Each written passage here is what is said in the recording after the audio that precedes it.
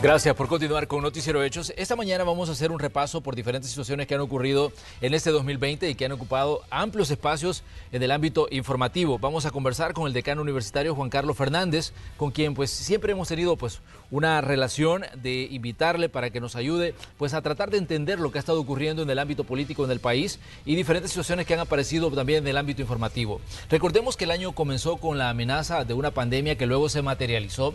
Recordemos que el mundo comenzó a hablar allá por noviembre, diciembre del aparecimiento de un virus en Asia. Luego esto llegó a El Salvador en marzo y entramos en un capítulo diferente. La economía se paralizó y la situación política tendió a agitarse mucho más.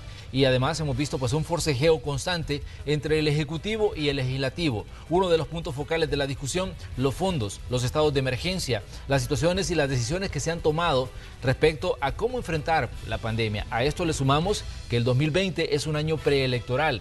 El 28 de febrero de 2021, El Salvador tendrá que elegir a nuevas autoridades a la Asamblea Legislativa a nivel municipal y también una representación al Parlamento Centroamericano. Pero ¿cuál es el balance que podemos hacer de este 2020 y también lo que podemos esperar en el 2021? Hoy vamos a conversar con Juan Carlos Fernández para tratar de entender lo que ha ocurrido. Juan Carlos, un gusto saludarle. Bienvenido a Noticiero Hechos. Muchas gracias, Manuel. Buenos días y gracias por la invitación. Siempre un gusto estar acá. Juan Carlos, ¿se puede decir que el 2020 ha sido un año que ha puesto de manifiesto esa mala relación entre el Ejecutivo y el Legislativo? Creo que es un año que por las peculiaridades que ha tenido y particularmente la pandemia ha demostrado y ha consolidado también las diferencias políticas existentes. Sin embargo, estas diferencias ya venían desde incluso antes de las elecciones presidenciales. Evidentemente la pandemia se convierte en un catalizador que le ha servido al gobierno para mejorar su imagen, consolidarse frente a la opinión pública y por el contrario, los partidos políticos, en este caso los que se encuentran representados en la Asamblea Legislativa, han visto cómo se ha deteriorado cada vez más su imagen frente a la población. Pero ¿qué tanto contribuyeron, a esta mala relación que ya se venía dando, hechos como los del 9 de febrero? El 9 de febrero marca un antes y un después en la historia política reciente de El Salvador. Obviamente todavía estamos en el proceso de indagar, de investigar qué ocurrió exactamente ese día. Sin embargo, sí significó una ruptura generalizada entre el Ejecutivo y los miembros de la Asamblea Legislativa, pero vemos que en el desarrollo de esta situación el tema de la pandemia, creo yo, ha venido a favorecer la imagen del Ejecutivo y ha puesto en un segundo plano, en un muy segundo plano, las situaciones del 9 de febrero. De hecho, lo podemos observar en los diferentes sondeos de opinión pública y de preferencias electorales, donde los temas que surgieron a partir del 9 de febrero no están siendo contemplados por los votantes salvadoreños. Pero ¿cómo tomar, por ejemplo, que a raíz de la situación del 9 de febrero la Asamblea Legislativa crea una comisión de investigación? Esa comisión da una recomendación al Ejecutivo y le dice que debe destituir, en este caso, al director de la policía y debe destituir al ministro de la Defensa. El presidente, hasta cierto punto, en un tono, un tanto sarcástico, les dice que no y que menos mal que no es una recomendación que sea vinculante, que el Ejecutivo puede o no puede tomarla. Entonces, era previsible que se iba a recomendar esto, la destitución de estos funcionarios. Era previsible la misma conformación de la comisión de investigación, era previsible también los resultados que iban a tener y por supuesto la reacción que ha tenido el presidente de la República también es parte de esa previsibilidad, porque es el resultado al final de todos los conflictos que hemos estado observando entre ambos órganos. Y todo esto lo tenemos que ver en el contexto electoral. Definitivamente la pugna existente desde antes de que el presidente de la República fuese electo, era contra los diputados, por ser los diputados la cara más visible de los partidos políticos tradicionales y por lo tanto el principal adversario del nuevo partido, ¿no? En ese sentido, los conflictos que hemos estado observando desde la toma de posesión tienen un claro tinte electoral de cara a las elecciones del próximo año. Pero ¿se puede considerar, Juan Carlos, la pandemia como un examen para los políticos y para los tomadores de decisiones en El Salvador? La pandemia ha significado también una situación muy compleja a nivel mundial. Hemos visto cómo la mayor parte de gobiernos se han visto afectados en su imagen pública respecto a la gestión de la pandemia. Sin embargo, en el caso salvadoreño, esos resultados son al contrario. Más del 80% de la población, al menos de la encuestada, asegura que el gobierno ha hecho una gestión adecuada de la pandemia, más allá de los señalamientos de presunta corrupción que puede haber habido, la población no parece estar tomando en cuenta esos elementos. Pero ¿han estado los órganos de Estado salvadoreños a la altura de las exigencias que ha puesto sobre sus hombros la pandemia? Creo que no, creo que fue un elemento más en el cual pudimos observar las desavenencias existentes entre los órganos del Estado en una situación en la cual la coordinación, la colaboración era fundamental. En ese momento hemos observado cómo nuestro sistema político adolece de esas capacidades de diálogo.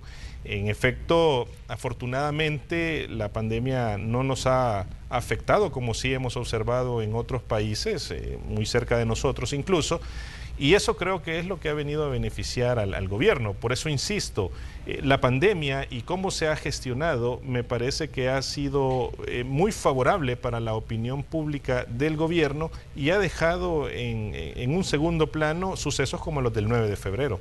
Pero, ¿qué decir sobre la situación de los fondos, que ha sido, digamos, uno de los grandes centros del debate? Desde que comenzó la pandemia, el Ejecutivo dijo tenemos que gestionar fondos urgentes para tratar de solventar las necesidades que tiene el sistema de salud, para enfrentar la crisis que se viene a nivel económico, pero esto abrió un debate que se ha mantenido durante toda la pandemia. ¿Qué decir, digamos, del manejo que ha hecho el Ejecutivo del endeudamiento? Porque esto es un punto de análisis también dentro de lo que ha ocurrido en este 2020. Sí, en efecto, la gestión de los fondos públicos es, creo yo, el eje fundamental donde se centran las críticas de los opositores del gobierno. Y evidentemente el tema del endeudamiento es una situación que preocupa a buena parte de la población si consideramos que en América Central, por ejemplo, Costa Rica y El Salvador serán los países más endeudados con relación a su Producto Interno Bruto a partir de la gestión de la pandemia. Sin embargo, insisto, a pesar de todos esos señalamientos de supuesta malversación de fondos, de formas incorrectas de acceder a ellos, parece ser que no ha hecho ninguna mella en la opinión pública salvadoreña. Sigue siendo el gobierno presentado como un buen gestor de la pandemia y hemos observado también cómo países vecinos han tenido el efecto contrario en cómo se ha gestionado la pandemia, y eso creo que ha venido también a ayudar a incrementar la imagen pública del gobierno actual. Pero, digamos, ¿ha servido la pandemia para que los ciudadanos pongamos ojo al tema de endeudamiento? Porque obviamente hay una deuda que se venía acarreando y venía creciendo cada año. En cada, digamos, administración ha habido siempre una emisión de deuda importante, pero parece que en este 2020 es que los funcionarios digamos, han hablado mucho del endeudamiento, pero los salvadoreños, los ciudadanos, le han puesto atención al tema. Creo que la ciudadanía le ha puesto atención, pero no tanta como esperaríamos. Me parece que los temas del endeudamiento y de todas las situaciones circundantes están concentrados o es un problema que le parece importar más a ciertos sectores poblacionales que otros.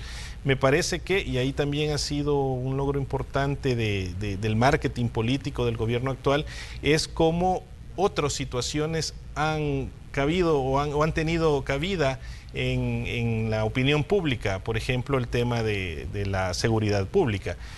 En ese sentido, el tema del endeudamiento, que es crítico, que puede llevar a tomar decisiones muy dolorosas en el futuro, que impliquen, por ejemplo, una reducción en los gastos, pueda llevar una cuestión de nacionalización de las pensiones, etcétera. Hay una serie de abanico.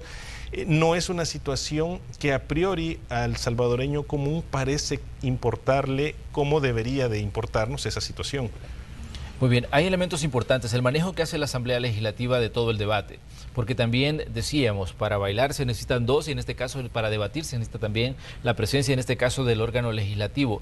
¿Cómo ha manejado desde su punto de vista, Juan Carlos, el tema, digamos, de los debates con el Ejecutivo, la Asamblea Legislativa? Ha habido un punto importante en la creación de comisiones especiales, se han creado pues una cantidad importante de comisiones en este año, a pesar de la crisis y de la pandemia, ¿no? La poca credibilidad y legitimidad que tienen los diputados frente a la población hace que, aun y cuando en algunos elementos puedan ellos tener razón, eso evita que la población los vea como una oposición real una oposición fiable frente al Ejecutivo. Y por lo tanto, cada vez que la Asamblea ha entrado en conflicto con el Ejecutivo, ha perdido la batalla. Obviamente eso es el resultado de años de malas gestiones de parte de los partidos políticos y lo estamos observando ahora como resultado de esas malas gestiones. Por eso insisto, a pesar de que en algunas situaciones puede tener razón algunos de los diputados, la mala percepción, la mala imagen pública que tienen frente a la población, vota cualquier argumento positivo que ellos tengan. ¿Cuál es la influencia, desde su punto de vista, Juan Carlos, el hecho de que este 2020 sea un año preelectoral y que todo el mundo está más concentrado en lo que va a ocurrir el 28 de febrero que lo que está ocurriendo pues en este momento en específico? Creo que es sumamente complicado porque habría que ver cómo vamos a llevar a cabo en la práctica el evento electoral. El evento electoral requiere de la participación presencial de los ciudadanos.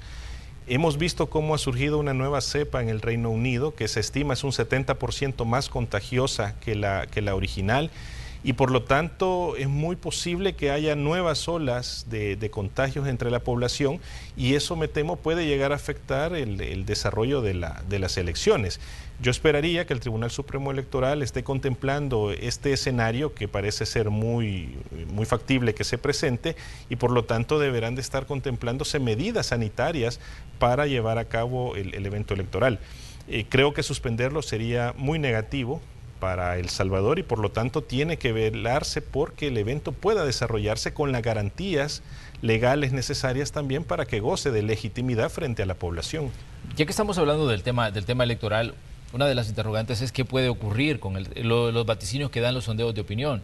Ya mencionábamos, Nuevas Ideas aparece, digamos, como en la preferencia de los ciudadanos y partidos tradicionales que han ostentado el poder en este país como Arena, como el FMLN y como el resto de partidos pequeños e incluso algunas fuerzas nacientes no logran despuntar y por lo menos plantarle cara a la fuerza que parece tener Nuevas Ideas en este momento. Sí, en efecto, los sondeos nos presentan claramente esa situación. Por una parte, una mayoritaria situación favorable a la gestión del presidente.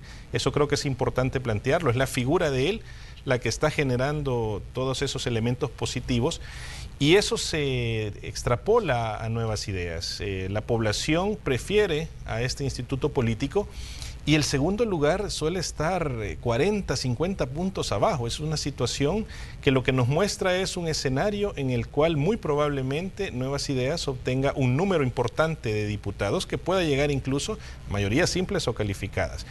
Y otro elemento importante a destacar es cómo el FMLN ha venido perdiendo posiciones. Ahora en los últimos sondeos se ubica en la 4ª posición de preferencia electoral, ya ha sido superado por Gana.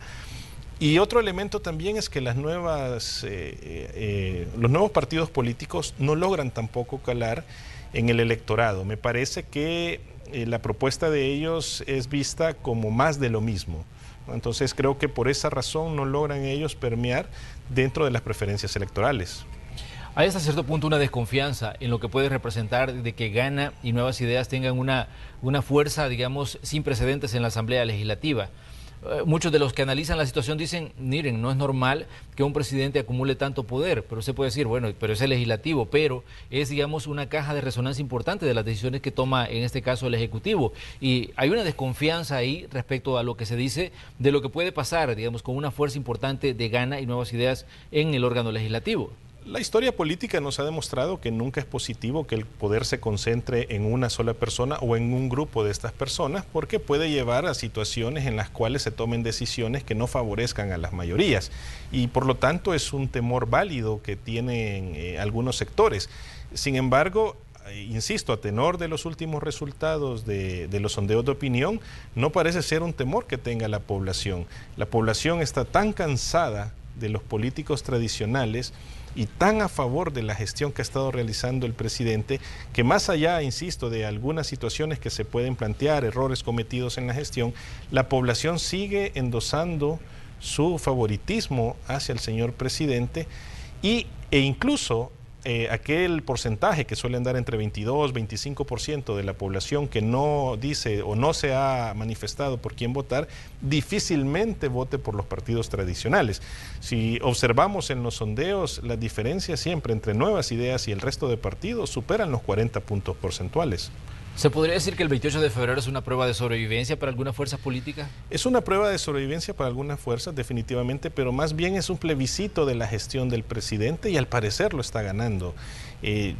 A partir de los los eventos del 9 de febrero, he pensado que alguna parte de la población pudo haberse desencantado con el partido, pero la gestión de la pandemia ha servido como una especie de salvavidas a esa gestión y por eso podemos observar que a pesar de todas esas situaciones, de las investigaciones que se han hecho sobre supuestos actos de corrupción, los porcentajes que favorecen al presidente superan el 80, el 85% y ya estamos en un año y medio de la gestión presidencial. Ahora bien, ¿qué ha jugado en contra de la política tradicional en El Salvador? Porque de pronto vemos partidos que han tenido el poder no por un periodo, sino por varios periodos. En el caso de Arena, 4 periodos consecutivos. En el caso del FMLN, 2 periodos consecutivos. Pero una de las interrogantes, ¿qué es lo que ha jugado tanto en contra? Y llegar, digamos, al nivel en el que se encuentran hoy, en los últimos puntos de aceptación del ciudadano en los sondeos de opinión. Creo que han cometido errores muy importantes en la gestión de la cosa pública. En muchos de los casos se han observado y se han comprobado sendos casos de corrupción que implican millones y millones de dólares y los partidos políticos nunca se desligaron adecuadamente o nunca condenaron en su momento ese tipo de gestiones. Y por supuesto también está una cuestión internacional. La coyuntura internacional nos mostró también un hartazgo generalizado con los partidos políticos, lo hemos podido ver sobre todo en América Latina, como la población cansada ha salido a las calles. La pandemia limitó un poco ese tema, pero si recordamos, antes de la pandemia muchos países estaban en efervescencia y había mucho conflicto social. Y en El Salvador es parte de esa situación. Si bien aquí no solemos tener ese tipo de manifestaciones, sí hemos observado un hartazgo generalizado de la población respecto particularmente a los últimos 2 partidos en el gobierno, Arena y el FMLN, y los otros partidos se les mira como apéndices de estos, porque hemos observado cómo en algunos casos se han prestado a llevar a cabo ciertas decisiones un poco oscuras. Muy bien, pero uno de las interrogantes es, ¿qué puede pasar con partidos como Arena, como el FMLN? ¿Se podrían convertir en un nuevo PCN o en un nuevo PDC? El problema, creo que Arena tiene un poco más garantizado su futuro político, al menos como una segunda fuerza política, aunque muy disminuida. Esperaría que tengan la capacidad de recomponerse, de tener una gestión de la crisis más eficiente. Sin embargo, sí me preocupa en el caso del FMLN que pueda incluso llegar a desaparecer o a tener 2, 3 diputados, como lo pronostican los últimos sondeos. En la medida que tengamos un espectro político más amplio, más pluralista, creo que es mejor para nuestra democracia, pero dadas las circunstancias, es muy probable que lleguen a tener el futuro que actualmente tiene el PDC o el PCN. Pero ¿por qué es tan difícil, digamos, escuchar a partidos políticos tradicionales, como Arena, por ejemplo? Cada vez que aparece, en este caso, su secretario general, su presidente, podríamos decir, pide perdón por algo. Entonces, hemos escuchado también al FMLN pidiendo perdón a la ciudadanía por haberlos dejado, decía, por no haberlos escuchado, pero ahora si nos dan la oportunidad vamos a hacer algo diferente. ¿Por qué cuesta tanto creer, digamos, estas peticiones de perdón que se dan constantemente? Y parece que en algún momento llega, digamos, una dosis fuerte de realidad a quienes están encabezando estos partidos y dicen lo mejor es pedirle perdón al ciudadano, pero parece que el ciudadano no está dispuesto a escuchar. Creo que el perdón o la intención de pedir perdón viene tarde. En el caso de Arena tuvo 20 años, el FMLN 10 años adicionales, en los cuales la gestión de la cosa pública no derivó en beneficios sustanciales de la población. Y en el caso puntual del FMLN creo que hay todavía una dosis de mucha decepción, porque se presentaba como un partido que iba a cambiar incluso el sistema político, el sistema económico del país, mas sin embargo eso no ocurrió. Y lo que hemos visto recientemente son casos en los cuales millones de dólares han sido malversados. Entonces, creo que por eso el desconcierto, la insatisfacción del ciudadano es mayor con el FMLN porque se presentó como un partido que prometía cambios. Insisto, creo que el perdón viene tarde y viene casi obligado por las mismas circunstancias políticas actuales. Pero una de las interrogantes también es qué lectura se puede hacer de la elección municipal, porque recordemos que el 28 de febrero también se elige los 262 consejos municipales. Hasta ahora Nuevas Ideas pues no tiene representación a nivel municipal ni a nivel legislativo. Entonces, la gran interrogante es qué puede ocurrir con la distribución, por ejemplo, de las municipalidades en el territorio nacional. La elección municipal también tiene un fuerte componente de liderazgos locales. Habrá que ver en cada municipio qué tan fuertes son los liderazgos que no pertenecen a Nuevas Ideas. Más sin embargo, la imagen positiva que tiene el presidente de la República frente a la población está generando un impacto positivo en los candidatos que se están presentando por Nuevas Ideas. Están capitalizando, digamos, la popularidad del presidente. Están capitalizándola y de hecho están prácticamente dejándose llevar por esa popularidad. Hemos visto muy poca presencia de candidatos de Nuevas Ideas y más bien vemos cómo están buscando acercarse a la imagen del presidente. Por eso decía, estamos frente a un plebiscito de cómo es la función presidencial. Y por lo tanto todos los candidatos de Nuevas Ideas estarán queriéndose arropar a la positiva imagen que tiene el presidente. Pero, ¿qué tanto puede durar especie de luna de miel que se tiene, digamos, con Nuevas Ideas? Porque siempre hay, digamos, ese periodo en el que el ciudadano acepta mucho todo lo que está ocurriendo, da la oportunidad, da, digamos, ese voto de confianza respecto a lo que se puede hacer de una administración.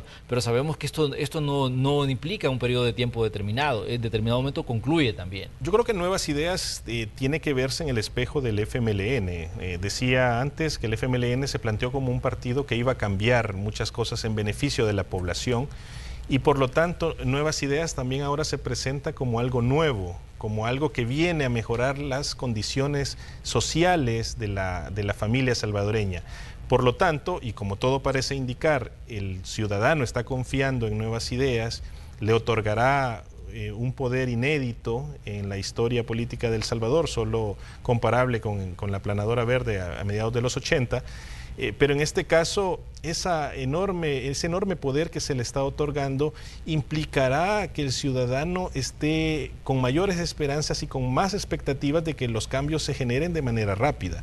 Si eso no llega a suceder, si llegamos a ver una gestión ineficiente de la cosa pública de Nuevas Ideas, habrá un desencanto quizás más rápido del que se tuvo con el FMLN y puede haber todavía un castigo mayor en las próximas elecciones. Así que es una responsabilidad muy importante que tendrían Nuevas Ideas de cara a que el ciudadano pueda seguir confiando en ellos.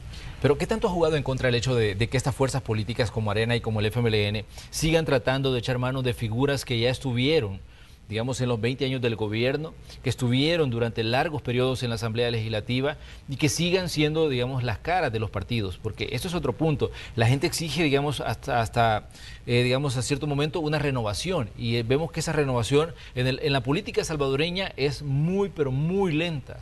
Sí, creo que el reciclaje es el elemento fundamental en la política salvadoreña. Estamos viendo los mismos políticos una y otra vez. Vemos cómo tienen una imagen completamente deteriorada frente a la población y se mantienen en los partidos políticos o incluso algunos les brindan cierto asilo de oro en el Parlamento Centroamericano. Creo que eso es un error estratégico de los partidos políticos tradicionales que no han logrado ver. Pero también he observado que algunos de esos políticos han también logrado reciclar con Nuevas Ideas. Habrá que ver cómo les va. Por ejemplo, estoy pensando en el caso de San Miguel.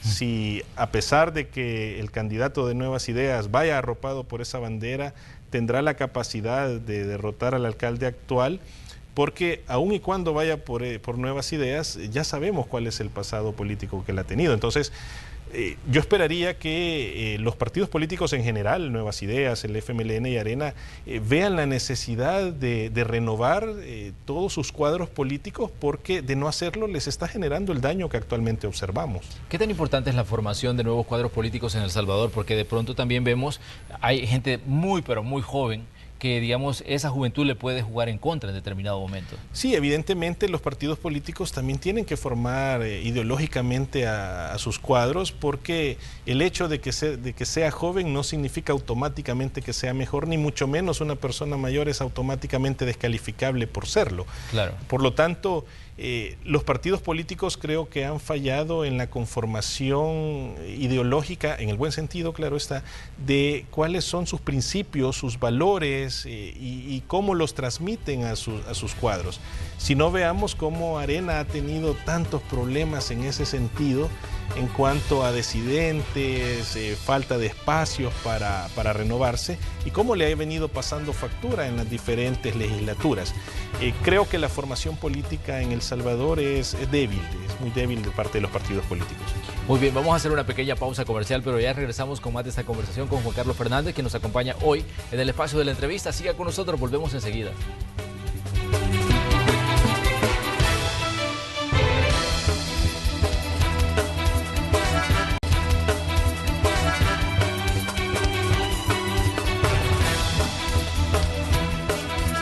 Esta mañana en el espacio de la entrevista conversamos con Juan Carlos Fernández, analista que nos acompaña aquí en Noticiero Hechos para tratar de dar luz a ciertos temas que han ocurrido en este año 2020, y hablábamos de la situación de pandemia, del año preelectoral que estamos viviendo y que será marcado o que marca la ruta hacia 2021, el 28 de febrero específicamente, cuando El Salvador elija pues a nuevas autoridades en la Asamblea Legislativa, también nuevos consejos municipales y una representación importante al Parlamento Centroamericano. Hablábamos de la renovación y del surgimiento de nuevas fuerzas políticas.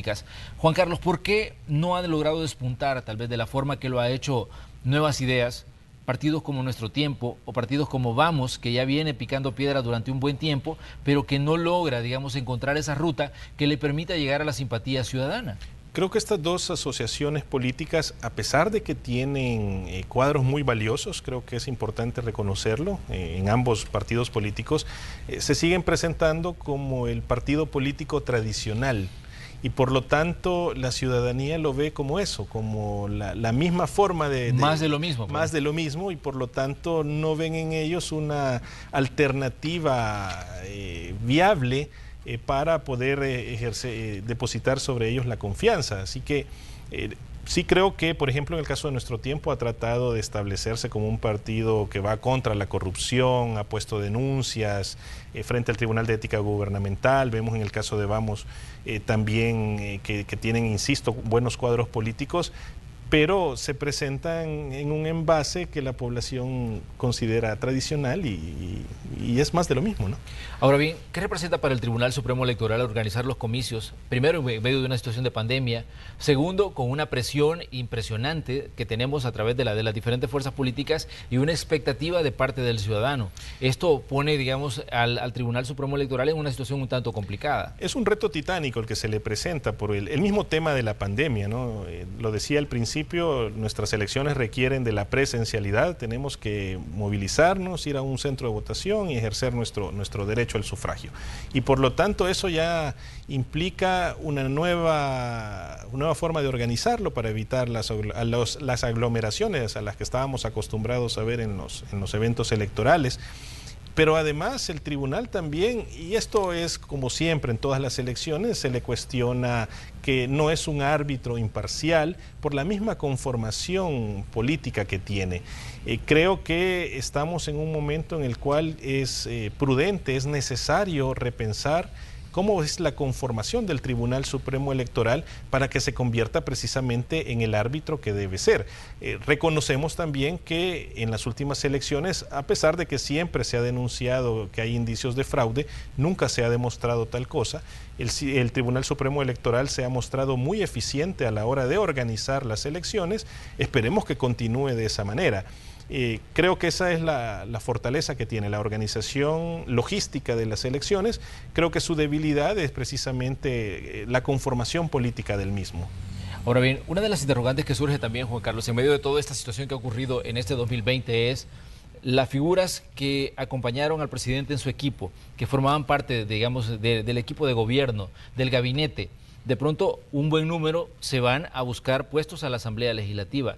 ¿Puede significar esto, digamos, en determinado momento o debilitar hasta cierto punto el trabajo del gabinete de gobierno y del equipo cercano al presidente? El hecho de ya no tener, digamos, esa cercanía en la toma de decisiones de figuras que ahora son claves y que buscan, digamos, puestos en la Asamblea Legislativa. Creo que la apuesta de todos estos funcionarios era precisamente ganar las diputaciones y, insisto, según los sondeos parece que así será. Y por lo tanto el proyecto político parece ser que se verá más fortalecido teniendo a personal de confianza dentro de la Asamblea Legislativa para favorecer la aprobación de leyes, de proyectos que se envíen, y dejar en los ministerios a personal siempre de confianza, pero con capacidad de ejecución de las decisiones políticas que se tomen. Creo que esa sería la estructura o el diseño general de cómo el gobierno se plantea o se ve a sí mismo a partir de los resultados de las elecciones del próximo año. Pero hay, por ejemplo, figuras importantes como Mario Durán. Ocupaba el Ministerio de Gobernación, ahora es candidato a la alcaldía de San Salvador por Nuevas Ideas. De pronto, digamos, vemos ahí una batalla interesante que se plantea, digamos, por la alcaldía de San Salvador, porque vemos también a un Ernesto Mason que se ha logrado mantener entre las preferencias de los ciudadanos, y si vemos parte de lo que está echando mano ya para fortalecer su figura, ya no asocia tanto su rostro, su imagen al Partido Arena. Bueno, en efecto es una situación que estaremos viendo en todo este proceso electoral, cómo aquellas figuras que tienen una mejor imagen frente a la población se desligarán abiertamente de su bandera, particularmente en el caso del FMLN y Arena. En el caso del alcalde Mason, llama la atención que a pesar de todos los señalamientos que se le hicieron por ciertas irregularidades o presuntas negociaciones con pandillas, se encontraba entre los políticos de Arena mejor evaluados. Y por lo tanto tenía altas posibilidades de ganar la alcaldía. En ese sentido, Nuevas Ideas tenía que presentar a un candidato que pudiese hacerle frente para ganar la principal ciudad del país. Pero aquí parece que va a haber una buena batalla en las urnas, porque definitivamente estamos hablando de dos figuras que son importantes y que tienen, digamos, un buen capital de seguidores. Aquí es donde nuevamente aparecen los liderazgos locales y donde en efecto estamos frente a una batalla en las urnas en las cuales Nuevas Ideas no tiene garantizado la victoria en la alcaldía de San Salvador. Y estoy seguro que la estrategia del alcalde Mason será desligarse por completo de la bandera para evitar que lo asocien con los problemas que estamos observando en Arena. Ahora bien, el FMLN también ha presentado candidato por la alcaldía de San Salvador, pero parece de que no está incluido en esta fotografía que va a marcar esta lucha por la ciudad. Parece ser que el único político que tiene ciertas capacidades para poder tener victorias electorales es el alcalde de San Miguel. Es el único que yo observo que ha logrado mantener cierto nivel de aceptación en la población, si lo vemos o si lo comparamos con otros candidatos por el FMLN. En efecto, y en el caso puntual de San Salvador, el candidato por el FMLN no aparece en la fotografía. Estamos frente a la lucha de dos candidatos puntuales, por Nuevas Ideas y por Arena. Pero una de las preguntas, Juan Carlos, y que es muy válida, es en cuanto a los votos duros de los partidos. Sabemos que Arena ha tenido un voto duro que ha permanecido, a pesar de lo fuerte que fueran las mareas, habían permanecido con ellos y de hecho le dieron 37 diputados a la Asamblea Legislativa y le dieron, en este caso al FMLN le dieron 23, pero ya había una reducción de 8 diputados si lo comparamos con la legislatura anterior a la que está por concluir, cuando tenían ellos 31. Pero, ¿qué tan fuerte, digamos, puede ser ese voto duro y qué tanto puede ser, digamos, la fe en un partido o la confianza en un partido para que se mantenga? Creo que el voto duro se ha debilitado sumamente, sobre todo en el caso del FMLN. En efecto, ese voto duro fue el que le brindó a estos dos partidos ese número de diputados. Pero recordemos que fue en una elección donde no existía una tercera fuerza política en contienda. Cuando eso se presentó, es decir, para las elecciones presidenciales, vimos cómo en el caso puntual del FMLN, aquel famoso voto duro empezó a diluirse y migró hacia Nuevas Ideas. Bueno, en este caso, perdón, hacia Gana, que era el partido que llevó al presidente a la magistratura. Por lo tanto, el voto duro se ha disminuido considerablemente y lo ha hecho también en el caso de Arena. Lo que sí ocurre es que muchos de estos votantes no encuentran un asidero ideológico a dónde acercarse, hacia dónde dirigir su atención. ¿Hay una crisis de liderazgo en los partidos tradicionales en este momento? La crisis de liderazgo es absoluta, no es de este periodo. Viene desde hace muchos años. El problema es que no había surgido una tercera fuerza en contienda. Recordemos que una de las principales debilidades que se le achacaban a nuestro sistema político era precisamente ese bipartidismo existente y que nunca había logrado conformarse una tercera fuerza viable. Cuando eso se presenta, que es en el caso de Nuevas Ideas, vemos cómo se ha venido desmoronando las preferencias por Arena y el FMLN, insisto, como resultado de errores cometidos y que no supieron recomponerse adecuadamente y de forma rápida.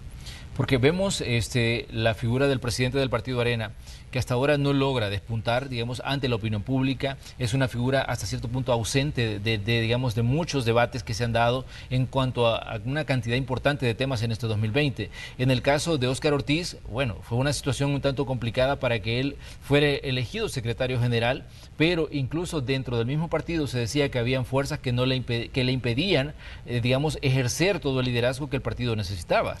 Creo que en efecto la presidencia actual del partido Arena es la más débil, la menos mediática, la más ausente, para utilizar un término que tú has puesto, de los últimos años. Simple y sencillamente está fuera de los análisis, de los debates políticos. En cambio, Óscar Ortiz, si bien es cierto, ha mantenido el liderazgo del partido, estamos frente a un partido muy debilitado, que no logra recomponerse, y mientras él siga siendo presidente del partido, se le seguirá asociando con los gobiernos y con todos aquellos elementos erróneos que pudieron haberse cometido, y creo que limita el desarrollo o el crecimiento futuro del FMLN. Pero ¿qué tanto, digamos, puede afectar también a Nuevas Ideas el hecho de tener, en este caso, una dirección que también es un poco ausente de los medios, ¿no? Y lo vemos todo posado y todo centrado en la figura del presidente. Porque la estrategia es esa, se ha centrado fundamentalmente en el presidente de la República. Y de hecho, Nuevas Ideas sí va a estar más asociada a su bandera y por supuesto a la imagen del presidente que a los candidatos en específico. Es por los mismos sondeos de opinión. Insisto, al final Nuevas Ideas no se presentó como un partido político tradicional, sino que se vendieron y lo hicieron muy bien frente a la población como un movimiento ciudadano que desdeñaba todo el establishment político tradicional. Y esa figura lo encarnó el presidente de la República, y con sus acciones hemos visto cómo ha ido fortaleciéndose frente al electorado salvadoreño, y por lo tanto todas las estrategias políticas y todas las estrategias que llamen al voto estarán asociadas a la bandera y a la figura del presidente de la República. Pero ¿qué tanto se puede ver afectada la figura del presidente a raíz de las críticas que se le hacen a nivel internacional? Constantemente escuchamos, Juan Carlos, a congresistas de Estados Unidos hablando de lo que está ocurriendo en El Salvador. Escuchamos a otros analistas de otras partes del mundo y hablan también y tienen el ojo puesto en lo que está ocurriendo en El Salvador. En efecto, la imagen internacional del presidente se ha debilitado mucho a partir del 9 de febrero y de ciertas situaciones que se presentaron en la gestión de la pandemia, que algunos denominaron como violación de los derechos humanos. Y hemos visto cómo ha venido tratando de reforzar esa imagen, mas sin embargo sigue costando, y la derrota de Donald Trump no abona en esa situación. De hecho, El Salvador a veces es mencionado como algunos de los países donde la democracia se ha deteriorado.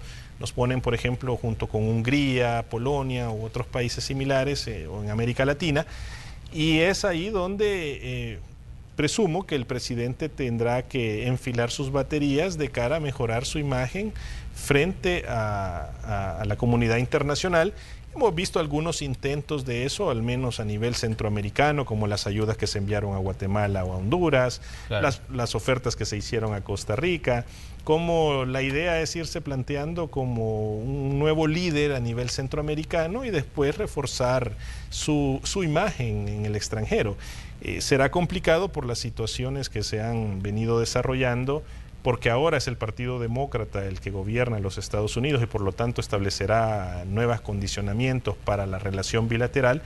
Por lo tanto, veremos cómo Cancillería desarrolla una estrategia para tales fines. Ahora bien, ¿cuál se tendrá que ser el replanteamiento ante Estados Unidos? Porque cuando escuchamos a los funcionarios del Ejecutivo hablan y lo dicen claramente, Estados Unidos es nuestro principal socio comercial, uno de los más importantes cooperantes que tiene El Salvador, pero sabemos que hay un cambio de inquilino en la Casa Blanca. Esto se va a dar el 20 de enero cuando tiene que tomar posesión, en este caso, Joe Biden.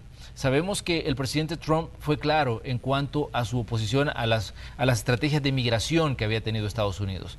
El presidente Obama, que fue su antecesor en este caso, era, digamos, mucho más abierto a hablar de la posibilidad de dar resoluciones a los migrantes, pero en Estados Unidos, en los pasillos políticos se le conocía como el deportador en jefe, porque era, digamos, una deportación más silenciosa, contrario, digamos, a la alaraca que en determinados momentos hacía el presidente Trump. Ahora viene un nuevo gobierno demócrata. Digamos, El Salvador tiene que replantear su estrategia para acercarse a este gobierno, porque contrario a lo que existía con Trump, que era una relación cercana, con Biden hasta ahora no se ha definido cuál va a ser, digamos, su política exterior.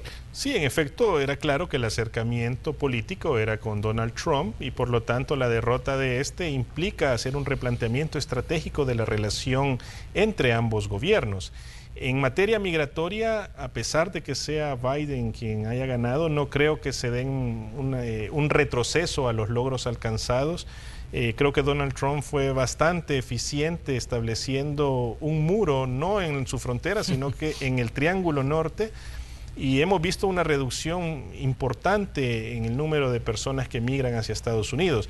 Ese logro no creo que lo reviertan los demócratas porque les implicaría una pérdida de votos importantes. En todo caso, creo que la cooperación bilateral sí requerirá un nuevo replanteamiento, donde algunos elementos como respeto de derechos humanos, lucha contra la corrupción, puedan asumir un papel más protagónico frente a las situaciones que estábamos observando, que eran estrictamente de índole migratoria. Ahora bien, ¿se abre la posibilidad, digamos, de una regulación migratoria para los miles de migrantes en Estados Unidos?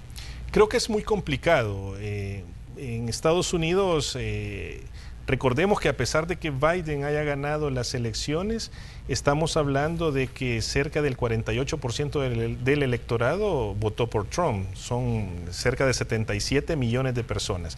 Eso es un peso político importante que los demócratas estarán contemplando. A pesar de la victoria de Biden, no significa que los demócratas tengan el control del legislativo. Claro. Y por ahí pasan los cambios migratorios. Insisto, aquellos logros, logros entre comillas, obviamente, de Trump en materia migratoria que lograron detener el flujo migratorio, no creo que se reviertan. Y por lo tanto veo complicado que se establezcan leyes que favorezcan la migración ilegal. Pero ¿cómo vemos, digamos, en este 2020 el manejo de la política exterior de parte de la administración del presidente Bukele? Se nombra, digamos, a Alexandra Hill como la canciller.